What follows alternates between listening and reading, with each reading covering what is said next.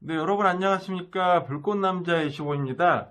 제가 최근에 이제 여러분들에게 컨텐츠를 올리면서 진짜로 여러분들이 좀 궁금해 하시는, 그러니까 사회 초년생이나 IT를 입문하시는 분들이 궁금해 하시는 게 뭘지 좀 알아보고 싶어서 그 유사 커뮤니티를 들어가가지고 필요하면 댓글도 쓰기도 하고 내용들을 보기도 하는데요. 의외로 그 신입들 분들이 왜 IT 회사에서 신입을 잘 안 뽑고 신입인 나는 IT 회사가 사람을 안 뽑는데 어디로 가고 어떻게 해야 될지를 갈피를 잡지 못하는 경우들의 글들을 좀 봐서 해당 부분에 대한 제가 알고 있는 정보와 의견들을 공유하고자 이렇게 그 컨텐츠를 찍게 됐고요. 지금부터는 제가 이제 작성한 자료 기준으로 이전처럼 그 설명을 드리도록 하겠습니다. 네, 여러분 안녕하십니까. 불꽃남자 25입니다.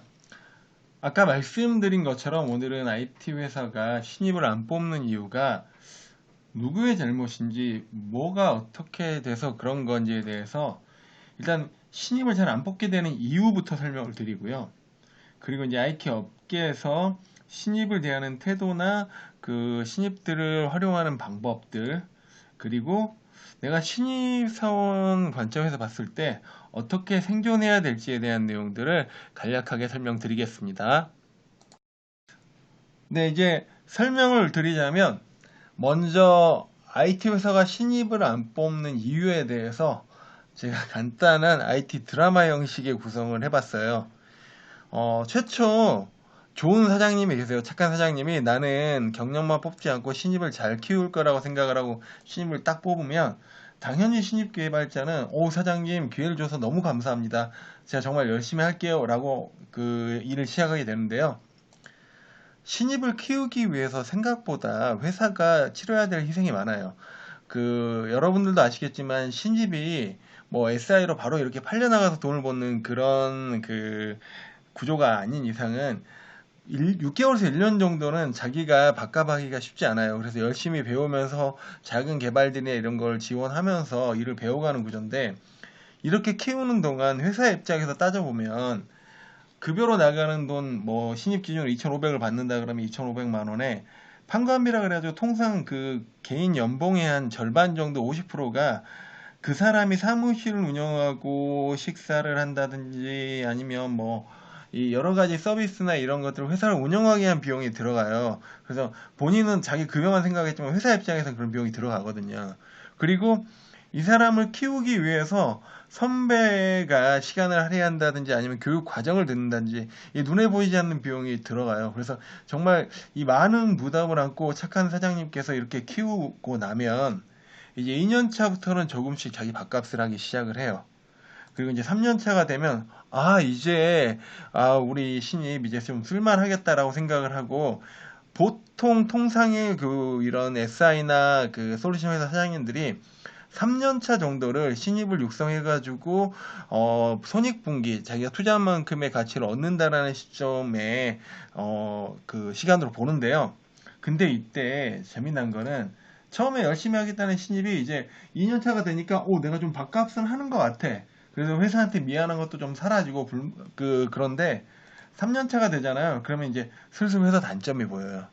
그리고 주변에 다른 애들은 돈도 많이 받는 것 같은데 나는 연봉 너무 좋은 것 같아. 막 이런 생각들이 들기 시작하거든요. 실제로 회사 연봉이 적을 수도 있고, 특정 회사는 이러한 그 수고를 거치지 않기 때문에 바로 그냥 이런 비용 없이 일을 하는 사람 바로 준다 그러면 좀 더 큰 비용 차이는 아니지만 비용을 주고 일을 할 수가 있으니까 딱 회사 입장에서 열심히 키워가지고 쓸만한 타이밍에 신입 개발자들이 제일 이직을 많이 합니다. 4년 차에서 5년 차. 그러니까 이제 이 타이밍에 또 이런 상황이 발생해요. 경력자 위주로 뽑는 회사 사장님이 계십니다. 그래서 아이고 신입 키워봤자 뭐 한다고 나도 다 해봤지. 난 이제 저런 고생 나는 안 할 거야. 너무 어리석은 거야. 그냥 개발 사원노차 몇백 연봉 몇백 더 주고 데려와서 바로 일 쓰면 어차피 밥값 하니까 라고 생각을 하는 사장님이 계세요. 그러면 이 사장님들에게 직원분들이 연봉 500, 600을 더 받고 이직하게 됩니다. 근데 이제 다 그런 게 아니라 통상 이런 경우들이 많다는 이야기예요. 자, 그러면 기존의 사장님은 이거 몇 번 반복하니까 난 정말 IT 신입들이 참 갈 곳이 없어서 열심히 키우고자 노력을 했는데 돌아오는 게 참 힘들구나 라는 생각을 하면서 앞으로는 경력 뽑아야지 라고 하고 경력을 뽑게 돼요. 그러니까 이게 이제 반복되다 보니까 이게 이제 이렇게 회사에서 열심히 키워줬는데 더 좋은 조건을 해서 이직을 하는 게 배신이라고 봐야 될지, 아니면 또 개발자 본인 입장에서 여러 가지 고충이 있는 상황에서 내가 살아남기 위한 선택인지, 이게 참 애매합니다.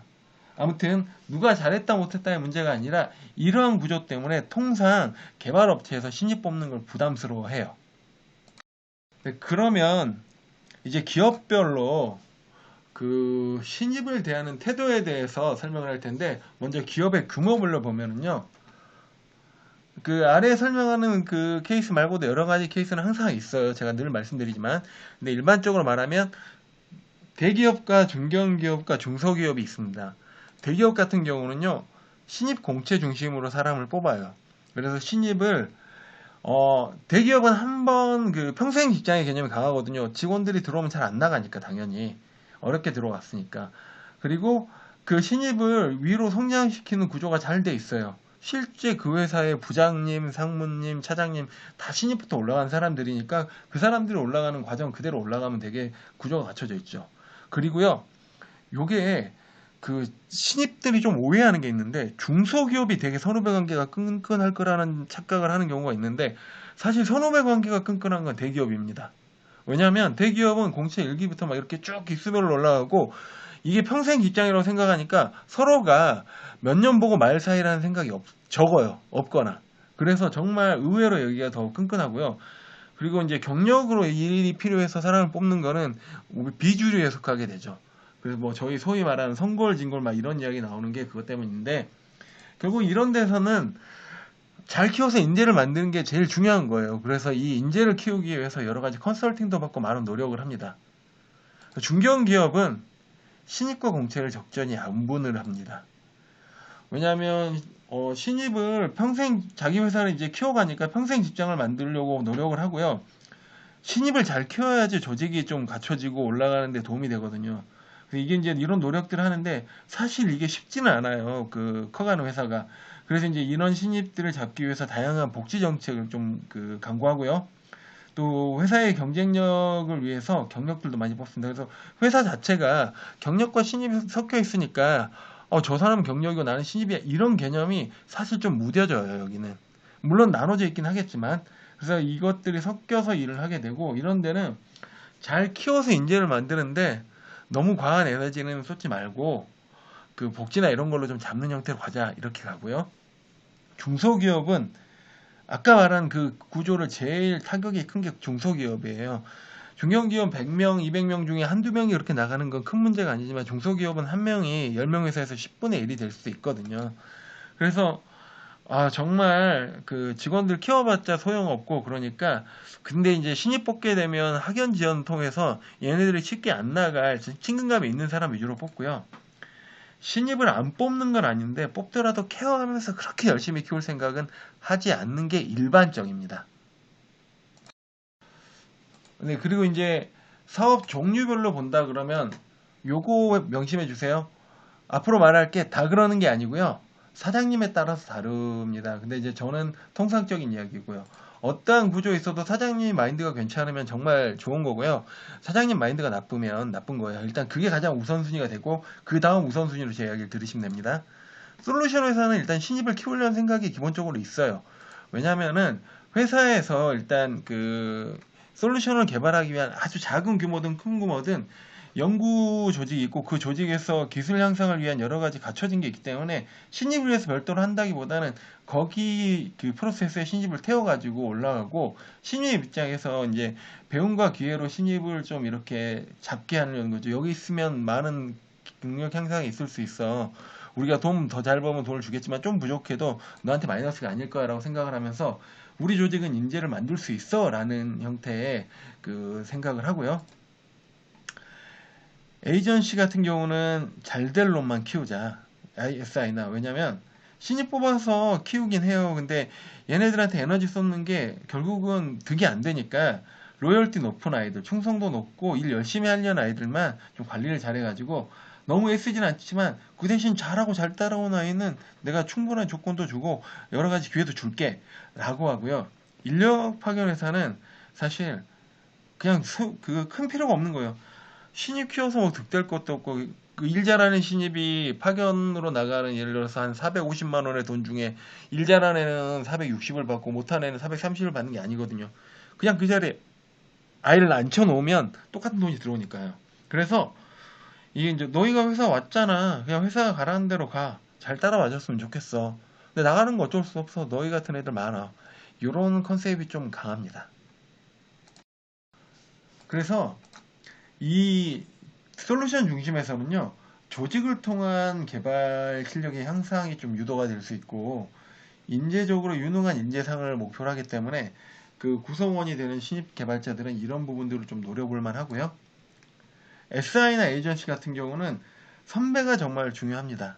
회사에서 조직적으로 뭔가 케어가 안 되기 때문에 선배가 능력 있는 사람 만나고 그 사람한테 잘 배우면 자기 실력이 올라가는 거고요. 그리고 기본적으로 실력 향상은 자기 노력의 여하라고 보시면 돼요, 여기는. 그리고 인력 파견 쪽은 실력에 대한 관심이 없으니까, 그리고 가서 그냥 문제 안 익히면 돼요. 일 못한다는 소리 안 들어도 되고, 굳이 일 잘하는 소리 안 들어도 되고, 그냥 문제 없기만 하면 된다 라는 형태의 그 관리를 합니다. 자, 그러면 이런 업계에서 여러분들은 어떻게 생존해야 될까요? 일단 제일 중요한 거는요, 아까 동일하게 사장님의 마인드를 보고 그 사장님이 정말 좋은 분이면 그 사람이 잘 따라가는 거고, 아니라고 했을 때 그 다음에 통상적인 제 정보에 의존하시면 좋을 것 같고요. 대기업 같은 경우는 솔직히 회사를 믿고 그냥 열심히 하면 돼요. 자기 실력 높이고. 근데 이제 여기서 배우는 한계나 이런 게 좀 있더라도 어차피 그 회사 내에서 조직적으로 잘하는 부분에 대한 이해도만 높으면 되니까 내가 많은 걸 잘할 필요도 없는 거예요. 나한테 맡겨진 일을 잘하게. 근데 이제 정치하는 아이들이 있는데, 제가 이걸 경험을 해봤어요. 이제 저는 경력으로 대기업에 들어갔다가, 요거는 좀 하지 않았으면 저 개인적으로는 좋습니다. 좋을 것 같아요. 그리고 중견기업은 회사가 케어를 해준다면 감사함을 가지고 정말 신입을 케어하는 노력이 있는 회사라면 의리를 지켜주는 게 좋을 것 같아요. 그 몇백만 원 때문에 이렇게 훅훅 왔다 갔다 하는 거는 사실 본인한테 나중에 보면 득이 안 되거든요.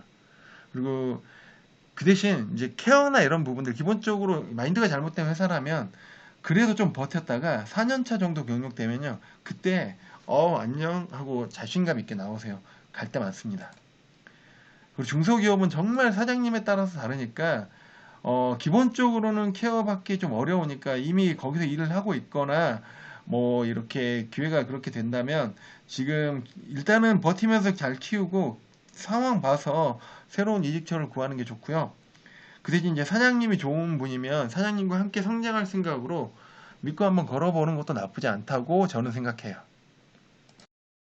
자, 그리고 이제 사업의 종류별로 말씀드리면 이건 동일한 이야기고, 솔루션 회사 같은 경우는 실력을 갖고 갈고 닦는데 초점을 맞춰야 될 거예요.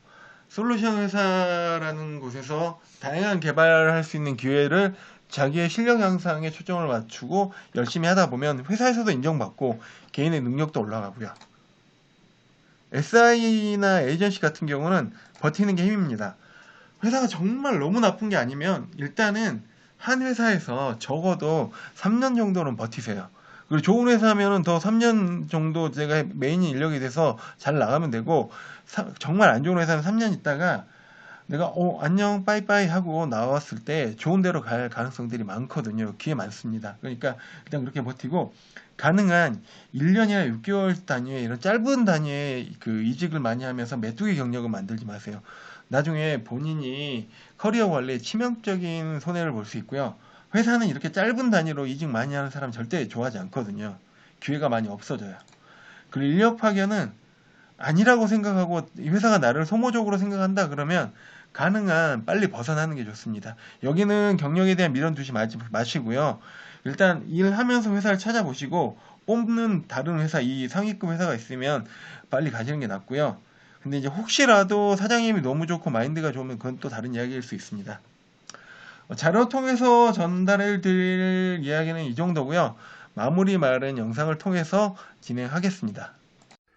네, 여러분, 제가 설명드린 걸 통해서 이제 조금 왜 회사들이 신입을 쉽게 뽑지 못하고 쉽게 뽑지 않으려고 하는지에 대한 이해가 좀 되셨으면 좋겠고요.